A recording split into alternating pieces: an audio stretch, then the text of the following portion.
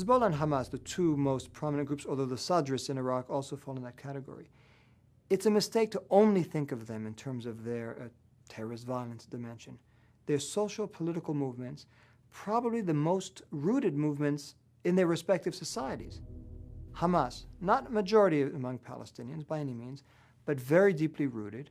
It's been, it was born in the first Palestinian Intifada in the 1980s. It has deep loyalty. It has a charity organization, a social branch. It's not something you can defeat militarily either, and people need to understand that.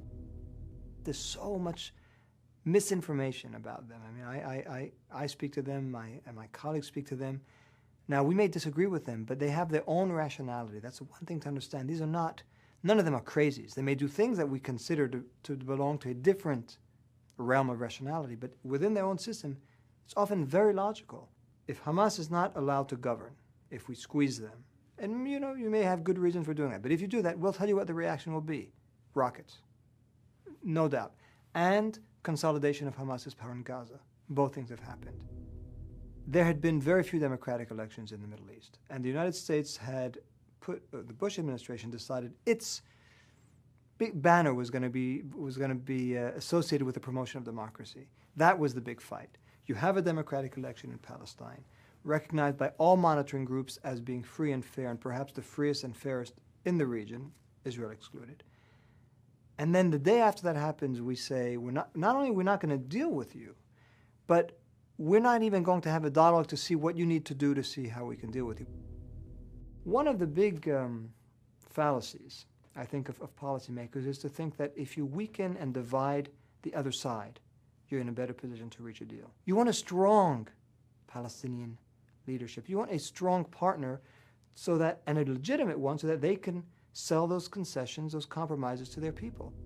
It's very hard for an organization like Hamas to simply say we're going to do a 180-degree shift in our positions. We've asked them to do that. It's the hardest thing to do. It's also not the most meaningful.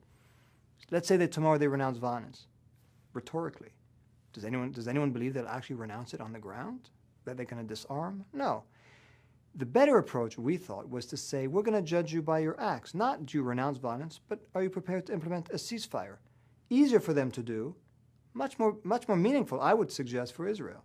Number two, not are you prepared to recognize Israel. I mean, one of the things Hamas will always say is, we won't recognize Israel, and why does anyone ask us to do it when nobody's recognizing our rights? So why do you ask the occupied to recognize the occupier? Okay, we could debate that. But that's not what we should ask them. We should ask them, are you prepared to give President Abbas a real mandate to negotiate an agreement with Israel, and then put that agreement to a referendum, and if the Palestinian people accept it, you'll abide by it? Much easier for Hamas to do. In fact, they've already done it. Also much more meaningful.